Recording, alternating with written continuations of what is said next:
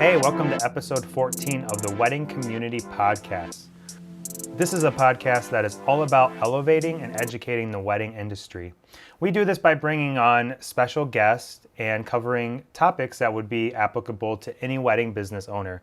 This week, I am joined by my friend Jaysin, who is also a filmmaker just like myself. Now, even though this episode is going to revolve around video, this is actually an episode for all wedding business owners. Video is not just a thing for photographers or videographers, it's for every business owner and it can benefit every business.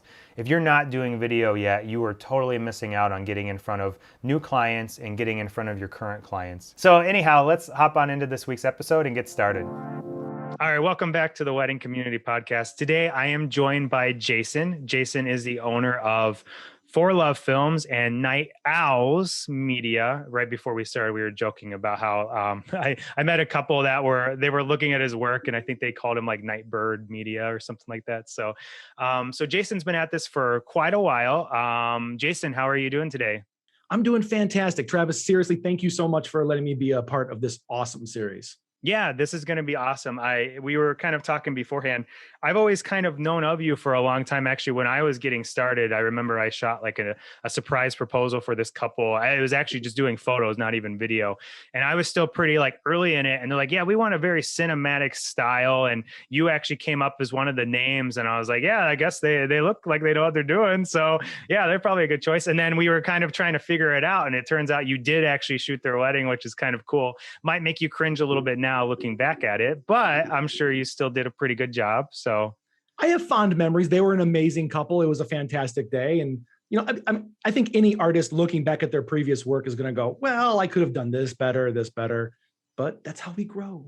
Yeah, exactly. So Jaysin, you probably do a better job at, describing yourself than I would. So I would love for you to just kind of give the listeners a little bit of background on how you got started and kind of what you're doing now.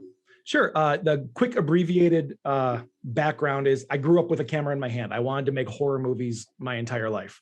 And then when I got to college, I realized that film could be something that was amazing. So I studied film. I got really into it. I got really into like wanting to be in features. And then as soon as I got out of college, I was like, okay, I just want to make features all the time. And then on a whim, I did a friend's wedding.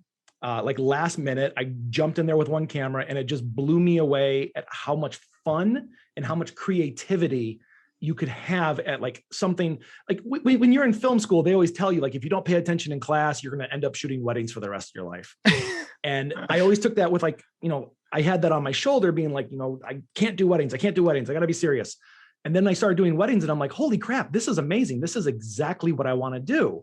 You have full creative control and you can still have that kind of emotional attachment, not only to the people, which I've always loved, but then you can create this emotional thing that people are going to not only love now, but they're going to love for like 20, 30 years from now. And that's what really like resonated with me. So I jumped both feet in, I quit my job and I started my business in 2010 and yay, it's been a hell of a ride ever since. Yeah. I mean, if you can make it through 2020, you could do anything, I think. So you're still on top. So you're doing good. It's funny you were talking about the school thing because it was the same thing for me too when I was in school. There was always a stigma of like, oh, you don't want to end up doing the weddings, like that's not where you want to go. And then it's so funny because I end up doing weddings at one point. And now actually one of my teachers who was totally against weddings, he retired from teaching and he's shooting weddings. So it's just kind of funny how it all came full circle. The same guy that told me, hey, you need to like, you need to focus on one thing. You need to get good at one thing. Right. He's doing all sorts of different things now. And then the same guy that also was like, hey, don't do weddings. That's like the worst thing you can do. He's now doing weddings. I think there is this stigma that comes with like the art field. But then once you do your first wedding, you realize, oh, wow, this is like extremely fulfilling. Like not only can you be as creative as you want because you're appealing to whatever kind of style a couple might want, but you're creating something that's going to probably outlive you. Whereas, a little artsy film that you made in school, like no one's going to remember in a couple years. Exactly. And I think that's like the end all being of anyone creative is we want something to outlive us. We want something to stand the test of time. And here we are creating films that will literally become heirlooms to a family. And it sounds corny, but it's like that's exactly how I take every wedding film. Like you never go into a wedding day being like, oh, it's just a gig. No, this is someone's life story right here. So there's a lot involved with it. Yeah. Oh, yeah, definitely. Well, Jason, just for fun, I have a few little short questions I'll throw at you here. So don't think about them too much. But if you had to pick one theme song when you walked into a wedding, what would it be? Moby's Flower, hands down. Good choice. Good Yep. choice. Yep. Favorite wedding drink of choice? Water all day. Good answer. I got a cooler with me at all times. Yeah, yeah. You can never have too much water, and I don't know what it is. I feel like the older I get, the more water I need. Like I feel like a camel on a wedding day. It's like if I don't have like multiple water bottles, and it's become even worse with COVID because I used to just bring a big water bottle and I just fill it up every time I can, and now it's like all the water fountains are closed and everything, so you can't do that. All right, and then lastly, what's your go-to shoe choice for a wedding day? Shoot choice. What is that? Like what entail? would be your shoe? Like what shoes are you currently wearing? Oh, shoes. Yeah. Okay. So I actually have two, and it really depends. And I talked to the couple about this ahead of time. If it's like a more higher class wedding, like they want everyone dressed into the nines, I have some Rockaports that I really like. They're comfortable. They're high class looking. If it's a more like outdoorsy kind of wedding, DC skater shoes. Black yeah, DC you can get away skater with shoes. those too, because you really, I mean, they have like the all black ones or something you could Yep. do, and no one And will even know. hands down the most comfortable shoes I've ever had in my life. And like, you know how you're running around? Like there's never a time in the day where we're just walking. It's always like sprint over here, sprint over here, sprint over here. And I've never rolled my ankle and I've never hurt my feet in skater shoes. Dress Yeah. shoes hurts all day. Yeah. Yeah, it's like a sprint stand. That's like what weddings Right. are. You sprint and then you stand and wait. And then you sprint and then you stand and wait. Exactly. So, Jason, now I know you were talking about the weddings. I know you do a lot of weddings, but you also have a separate brand for commercial. And recently you actually kind of divided the two. I would love for you to kind of fill in everyone on why you did that, how you did that, all that kind of stuff. So for the longest time, I always thought about being able to do everything under one brand. And I thought that would be easy for everyone. So I started NightOwls Media in 2010. And it's based on the story, like the name is based on the story that I was the night owl of my film program. I was paying for college myself, so I thought I was going to steal every moment I possibly could. So when the dean would come in with new students, he would introduce me as the night owl who just stayed in the building all night. And I can count the number of nights I slept in there too. But I took that with a mentality that I'm willing to work on any project, anything thrown my way, whether it's corporate, wedding, family oriented, anything like that. And throughout the years, I realized that wedding couples don't really care if you do corporate business videos, but corporate people do not like the fact that you do wedding videos. So the number of times I've reached out to people or people have reached out to me and we've talked and I'm like, oh, here's some samples of corporate work I've done. And then they look at the website and they're like, well, you do wedding films. I'm like, I absolutely do. And they're like, well, we're looking for someone else. I was like, oh, okay. That's a stigma that I wasn't aware of. Yeah. So last year we decided to officially break the company in two, doing For Love Films as our wedding company and like weddings and family events.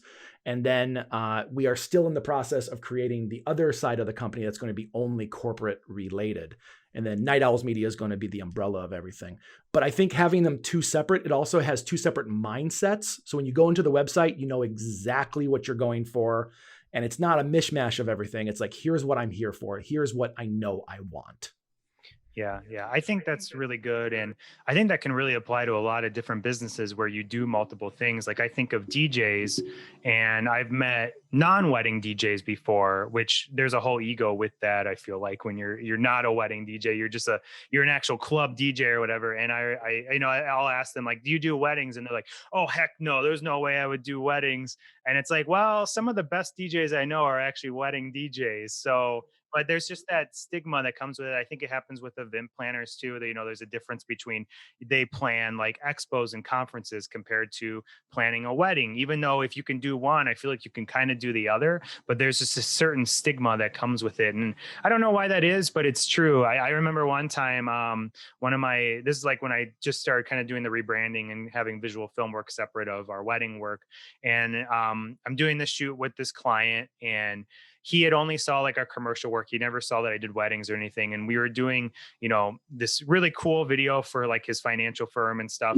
And then we went out to get lunch after we were done, and we're talking, and he's like, oh, like, I hope you don't do weddings. Like, I couldn't imagine doing weddings. And I was like, well, because you know what I'm capable of, I'm going to let you know I actually do shoot weddings. And if it wasn't for the fact that I started in weddings, your video probably wouldn't look as good as it does right now. So, and he's like, really? Like, I had no idea. And then I showed him like one of the films we did, and it like blew his mind. And yeah, there's just a stigma with it. But once they understand, it's gone. But you just don't want to lose them though on that first inquiry, because they're like, oh, weddings, I'm going to go email this other guy instead. That's exactly what it is. It's the stigma of it. And you hit on a really good point. I think if you can do a wedding, you can do other aspects, because wedding is going to teach you not only to trust your gut about what's going to happen next, because there are no do-overs, there's no second takes. It's all or nothing, and you got to be ready for everything. So like your preparation's on point, your mind's on point, your eyes are on point, but also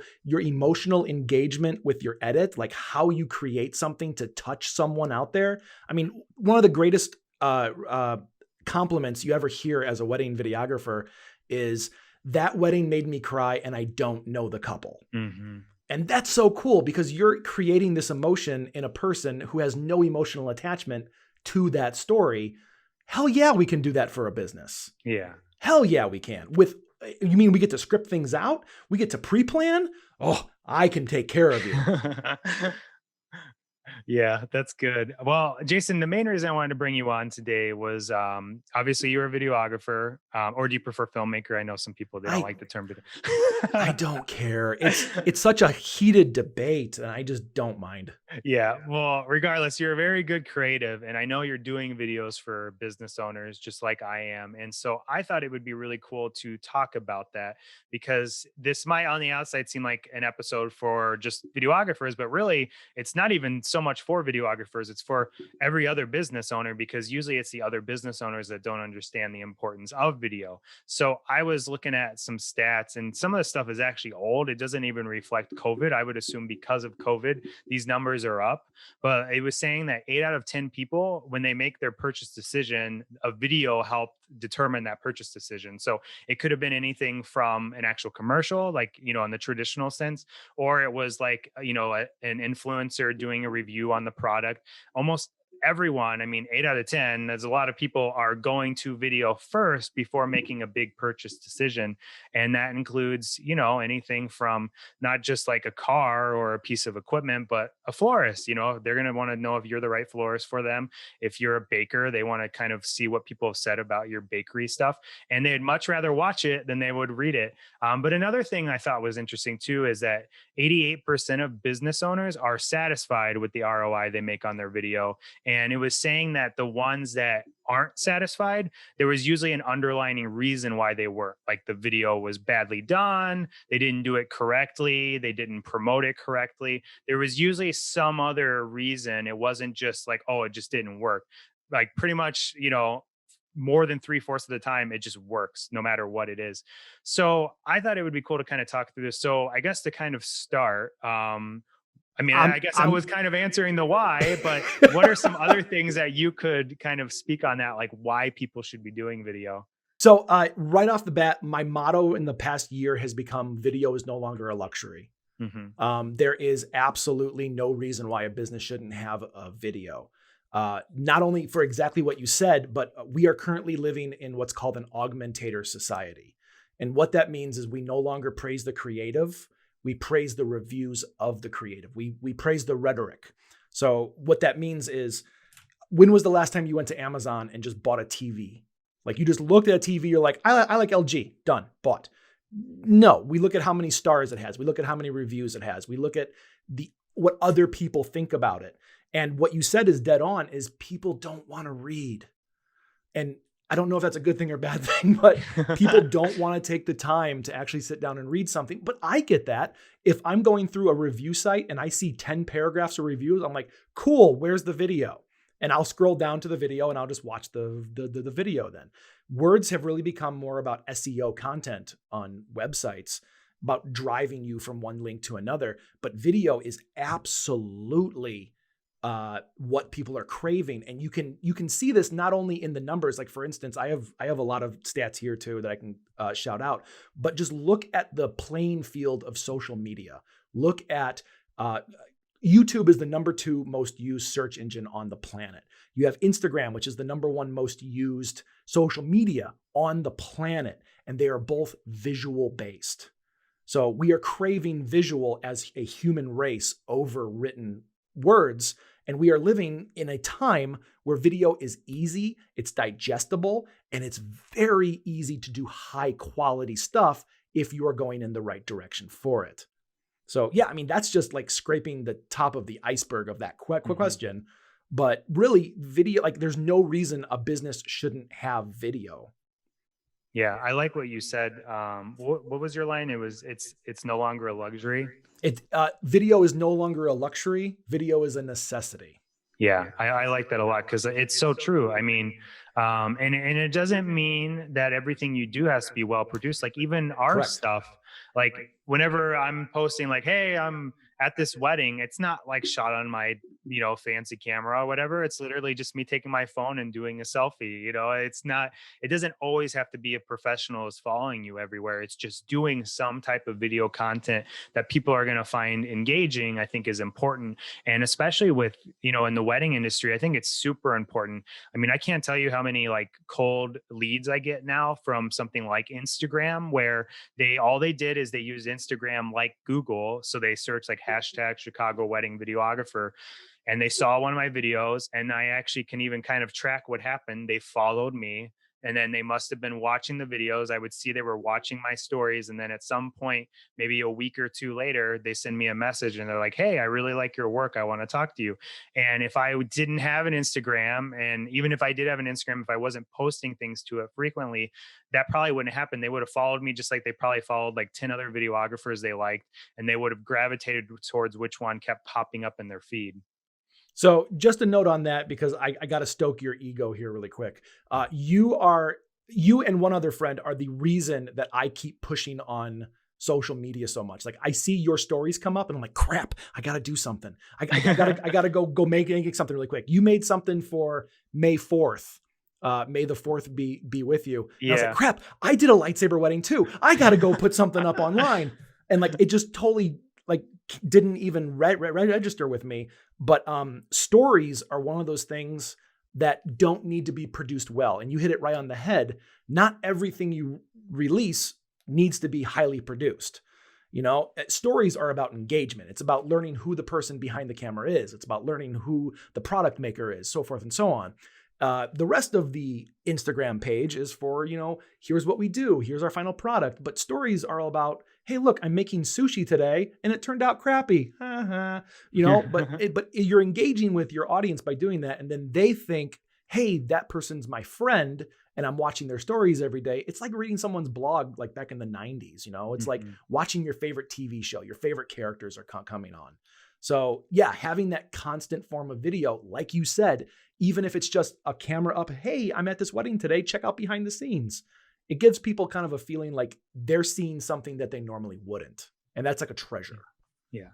Now, if the case was that you could do everything very unprofessionally and just shoot it all on your phone, we wouldn't have a job because there would be no need for us. So I would love for you to kind of speak on, okay, when is it important then to hire a professional videographer? So I believe every company should have 5 types of videos. The first video is a teaser. This is designed to really whet the appetite of your audience. 30, 40 seconds, something to just make people go, holy crap, what was that? I want to learn more. And those, I think, need to be produced at a higher level because those need to wow people. I mean, we are inundated every day with video content. And like we were talking about before the show started, your lens of choice right now with that beautiful depth of field looks so good. And we're so used to seeing people's crappy webcams that when we see something good like this, we're like, oh crap, let's pay attention to that. Yeah. So by doing that, like a high production value for a teaser, it allows to catch more attention and more interest going into it. And then you go into the second video, which I call a video business card.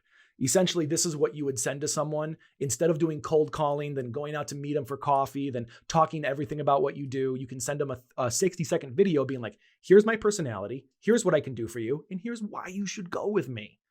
And that needs to be high production value too. It's once you start getting those people coming in, watching this content, once you get them to your website, then you can do background social media, constant videos, 3, 4, 5 times a week.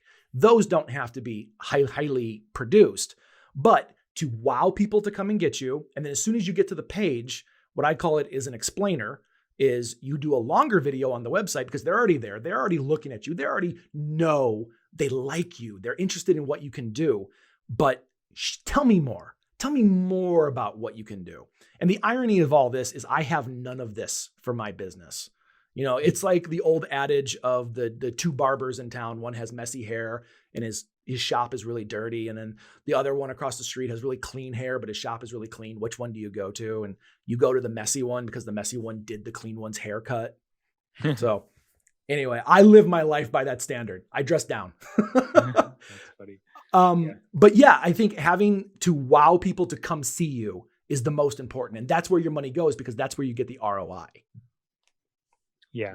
I think that's good. And what's cool about bringing in a videographer too, because I know I've done this for businesses, is you could film a ton of stuff in one day and that could be repurposed content that can be used. I think that is super huge. And that's going to save so much time because it's just like with anything, you can build your own website, you can do your own bookkeeping, you can do all these things yourself, but how much time is that consuming of yours? And is it going to actually save you money by hiring a professional that can knock it out a lot faster than you would ever be able to, and probably do a way better job than you would? I got into an argument at a guy at a party one night. Not an argument. It was a friendly conversation. But basically he said, my job is worthless. That I have 4K on my phone. What do I need you for? Mm-hmm. And I basically told him, I'm like, you're paying me to know how to shoot, why to shoot, what to shoot, and how to incorporate that all into an emotionally engaging piece at the end. So you don't have to take time to do that. I can do all of that in one day. What can you do with your phone? And then I actually got hired to do a job with him. That's so funny. But it's like people think that video is something everyone can do, but then look at what you do. Look at what someone else does. A designer. Like think about someone who designs bridges. You look at a bridge, I can design a bridge. No, there's so much more that goes into that. There's so much more thought and theory and process and everything that goes into the final product that is never thought about. Like for instance, when someone hires you or me for like a wedding, they think, oh, we're paying you that much for 10 hours of filming, plus the 80 hours afterwards. Yeah. And, the 10 years of experience to only do it in 80 hours. Yeah. So, yeah. Yeah, that's so true. Question for you, and kind of going off of your party analogy, like I've ran into this a few times where I'm at some kind of networking event or get together or whatever, and there's a business owner there, and we start talking. And one of the questions I always like to bring up is, where do you normally find your leads? Because it's always kind of interesting to see what people say. And I would say one of the most common things I hear is, oh, I get all referrals, so I don't need to do any advertising, or I don't need to do any, content creation. So how would you speak to someone like, because I'm sure there's people listening that think the same way, where they're like, oh, I've been doing this for 10 years. I have a great referral base. I don't need to do video. Why would I need to do video? I would love for you to kind of speak to that kind of person. So I have a mantra that I say every day. Like every day, I have it printed off. If I could turn the camera, I'd show you. But every day I walk into my office and I read this mantra, and it says, you can't grow if you're comfortable. And if you're not growing, you're in slow motion liquidation. Yes, if you have a business that is working for you and you're doing okay, fine, that's great. But it is going to eventually stop. The referrals are you know this. Referrals are Mhm. hands down the best way to get new business, because then it's a one-on-one emotional engagement through someone that they trust to give information to you about this business. And that's fantastic. But to prove that you need more business and you want to widen your audience, I mean, why do you like Coke? Okay, I know I'm stumbling here, but I really want to emphasize this. Coca-Cola. Coke does not need to advertise. If they never advertise again, they will have a huge consumer base. Okay? They do it to keep it in the forefront of your mind. Let's say a business owner has a restaurant. Okay? Yeah, of course they have referrals. They have people coming in every night. Fantastic. But what about that one night when the people are sitting at home going, what do we want to eat? There's 10 places in town. Which one do we go to? Well, I was just strolling through Instagram and I saw this awesome picture of these ribs. They looked fantastic. No other context except that you know where those ribs are from. So you want to go check that out. You want to go eat that. You want to go there. So having that constant influx of content being pushed out there, just like Coke. You know, Coke doesn't do it to get more people. Coke does it to remind you, go, hey, remember Coke? We're awesome. Come on over. So yes, I think having the content out there is absolutely crucial, regardless if you're kicking ass on referrals or not. Yeah. There was another set I saw. I didn't copy it down, but I remember when I was looking at these, there was another one I saw too where it was a high number. I think it was like 7 out of 10 people want to see more content from the brands they trust. So even though, like going back to the Coke analogy, even though like maybe I know that I prefer Coke over every other cola, but I just kind of want to know that they're still doing new things, and I kind of want to see what they're doing and just kind of be reassured, I guess, that like they're going to be around in 10 more years. And I think that's kind of what you're doing. And maybe you don't need the big brand video right now. Like that's maybe not what you need, but doing some educational content would be great. And maybe you don't even necessarily need to hire anyone for that. Like maybe that's just something you could pull out your phone real quick and just get started just doing something. I think is really helpful. And I know for myself, with what I do with my business is anytime like a different couple asks the same question like 5 times, I'm like, okay, we need to make like a video about this because I don't want to answer this anymore. Like probably the biggest one that I get is when we do photo, and we don't do it that often. So it's like not like this comes up all the time, but every time that we do photo, this comes up. And so we have a hosting site that we put all their photos, and to protect it from other people stealing their photos, there's watermarks, but we give the couple a download link so they could download their photos with no watermarks. What's my first question that I get when I send the link? How do I download these without the watermark? Well, so I decided to do a screen recording of myself going through and being like, okay, I pretend I'm a bride and I'm looking at these photos and I want to have these 5 photos. Well, okay, I'm going to click this button. I'm going to type in my password and there's no watermarks here, or I want to do all these photos. So I think keeping track of things people ask you all the time and then turning that into a video is going to save you so much time. Like I never have to answer that question now because whenever I send them the photos, that videos with it. So, and this even actually happened the other day. Bride sends a reply, hey, I saw there's watermarks on there. How do I download those? I didn't even respond because a couple hours later, she's like, oh, I saw your video. Never mind. So I think there's a lot of creative ways, and it's not always like the big brand video. It's just like throwing together a little educational content. And if you don't know what to do, reaching out to maybe a videographer or, Jaysin or I, and just even maybe just getting some consulting of like, how should I set up my camera in my house? We're always like happy to do even things like that. If you don't need us to film and push the buttons for you and everything, hey, maybe we can help you like get something set up and going so you could start doing these things. Yeah, absolutely. I do a lot of educational videos for small businesses on my YouTube page. And it's like how to build your business through video. And I always emphasize is like, you don't need a video crew. Yes, it would be wonderful. Hire me. I'm available. Yeah. Let's do this. But you don't need it to keep pushing your business forward. And I think that's one of those things like no one tells you because everyone's trying to sell you.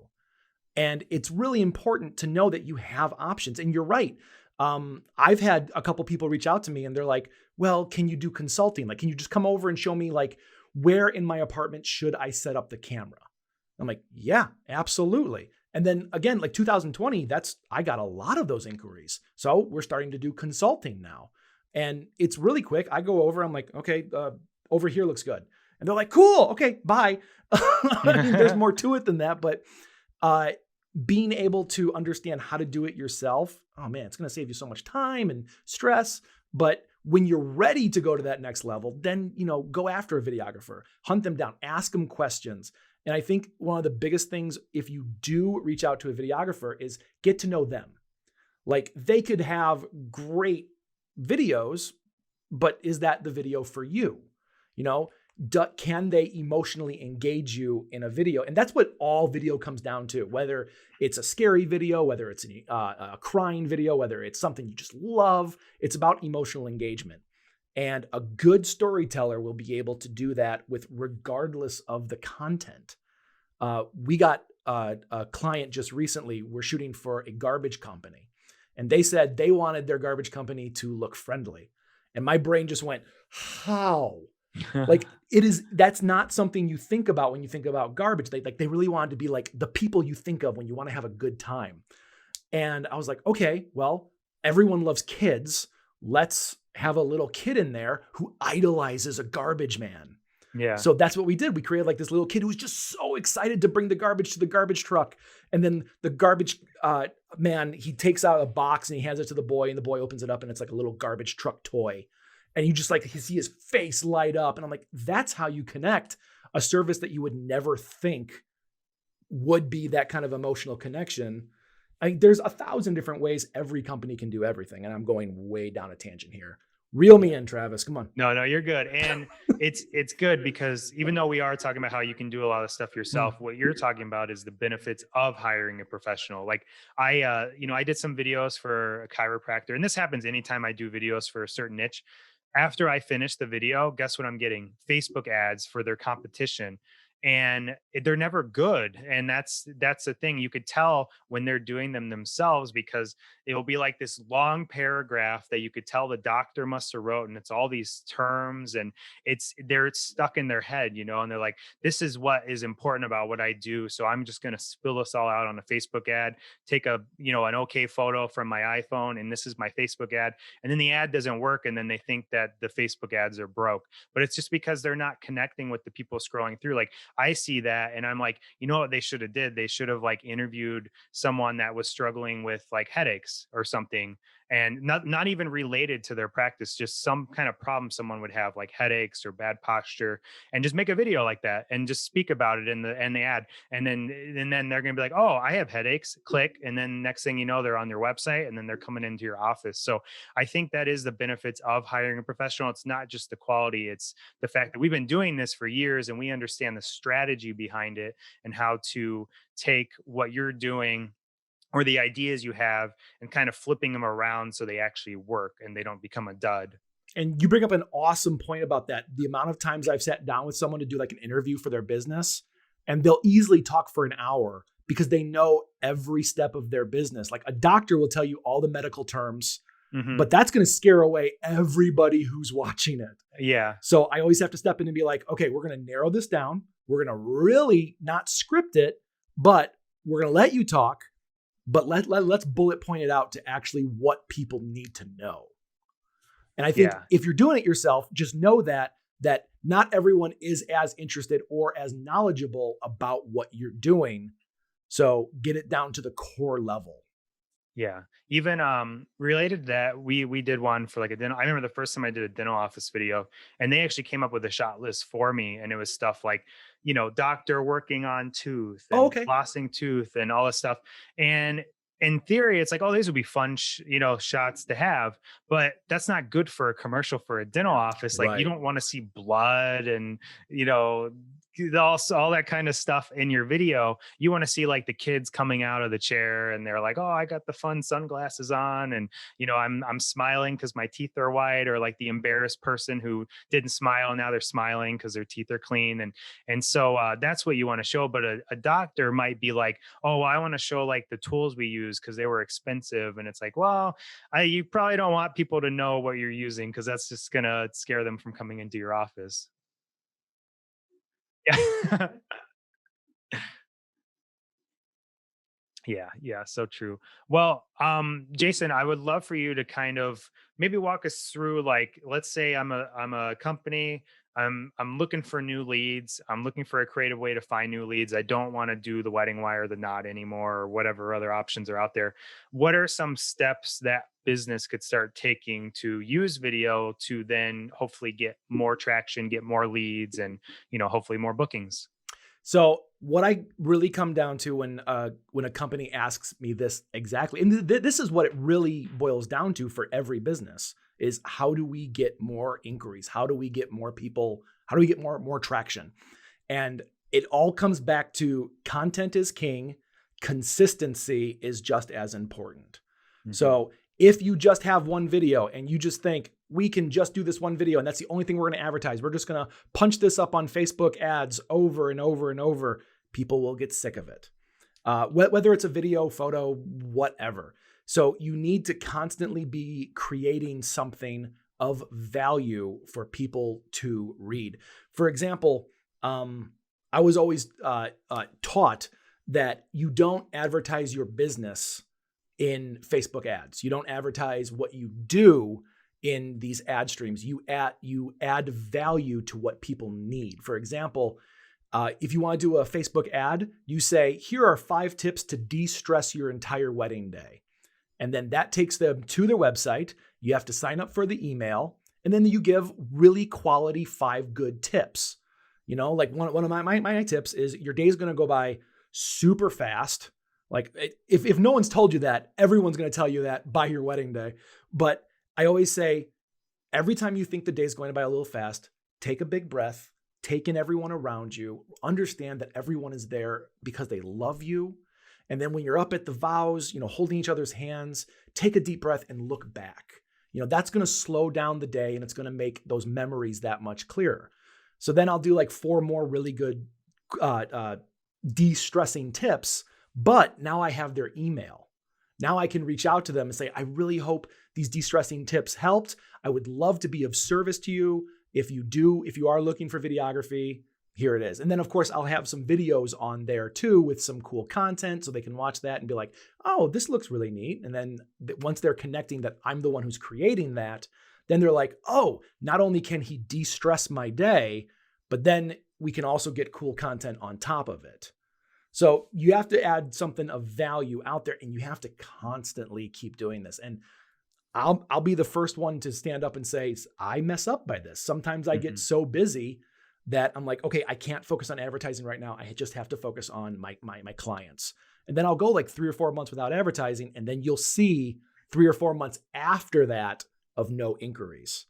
So you got to kind of keep up on it. And it's like a constant pace. So new content, consistency. I mean, you know how it is with a podcast. You're going to get more followers if you constantly do something like we're going to release this new podcast every Thursday.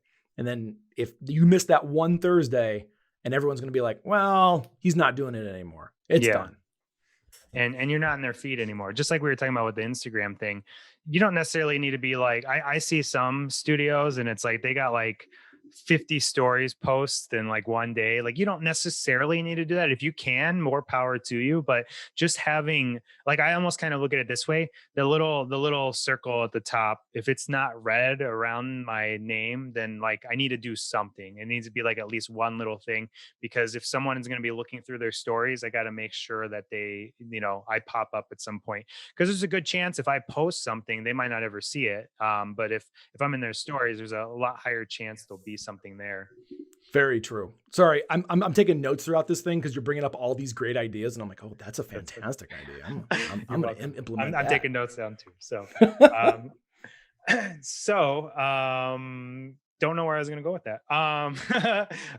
I think this is all good. One thing I wanted to bring up too, and I've talked about this before, I think on a previous episode, but for all the other vendors that aren't photographers and videographers, you have to remember that the photographer and videographers, like they should become your best friends, because we kind of hold the keys to so much content that could probably be very accessible for them to have because we've already shot it.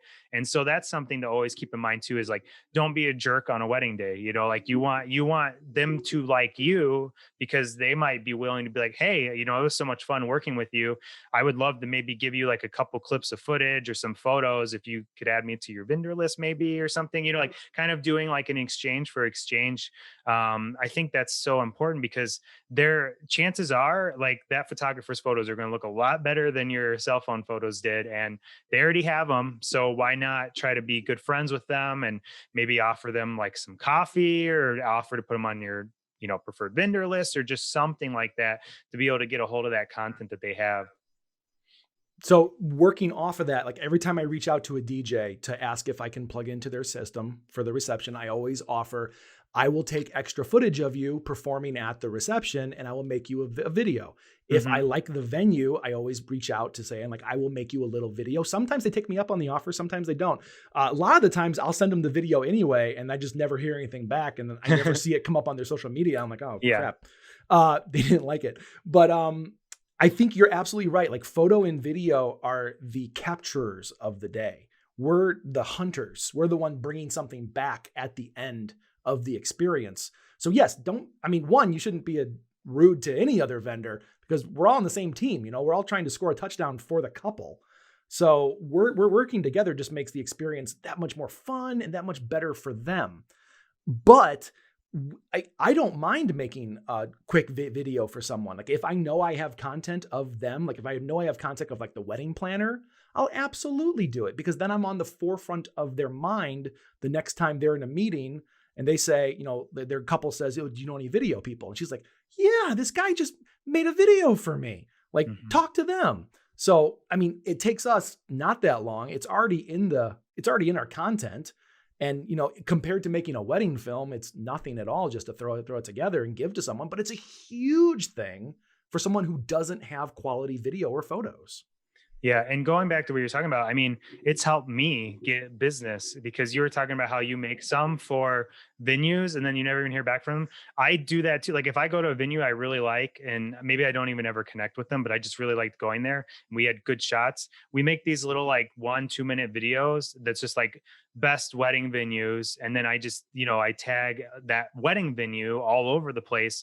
And so I've actually booked weddings because they were searching for that venue, and the video we made came up before that venue's video. And so they're like, oh, someone actually like captured footage there. We should probably contact them if we are going to have our wedding here. So it all kind of comes full circle, where I'm more than happy to always create stuff like that, because it actually helps me in a lot of ways. Because if someone, as long as, you know, they're it's a good venue and they're searching for good reasons, like they're getting married there, that's going to help me. Even the same with the DJ. Like when I've made stuff for DJs, when I post my own version too, because if someone's going to start searching for that DJ, they might see my video. So when they contact that DJ, they're also going to contact me. And then hopefully that DJ, you know, I had a good connection with them. So then they're like, yeah, you should contact Travis. And they're like, oh, I already am reaching out to him because he made the video for you. And that's the first thing we saw on YouTube when we're looking for reviews. So it all comes full circle. And I think if we're all helping each other, it's just going to benefit everyone. Whereas if we're just trying to hold stuff in and,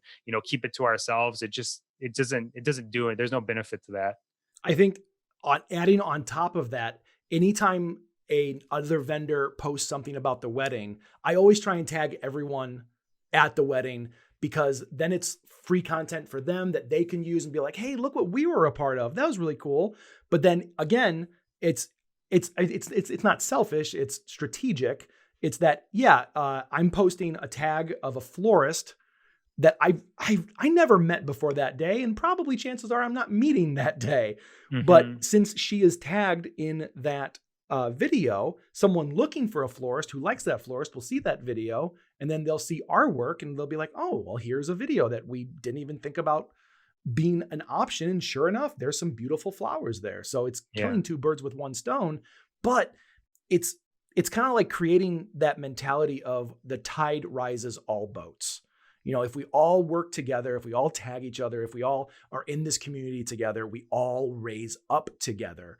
where we can actually start, charging affordable rates and things like that, and doing more content that we love, and just being out there and meeting more people that we love. There's a whole waterfall of positivity that happens after that. So I tend to go off on spectrums of awesomeness. I gotta get reined back in. No problem. Well, Jaysin, it was a pleasure having you on. I thank you for your time. To kind of wrap up here, are there any cool things that you're currently working on that you would love to plug? There's always cool things I'm working on, Travis. All right. So I do a podcast. I've kind of been on a hiatus right now, but I am jumping back into it, called Behind Every Story. And it's literally me interviewing random people about their life, about certain things of aspects like that. It's very non-formulaic. It's very fun. It's just interviewing random people.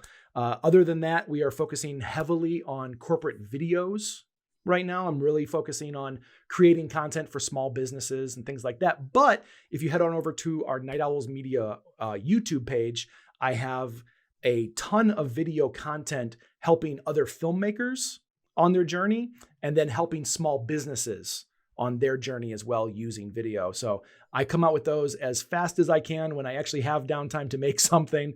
But yeah, check that out. Behind Every Story podcast and NightOwls Media on YouTube. Thanks. And I think I have the links for those, so I'll put those in the description. Cool. So thank people you. Can get to it easily.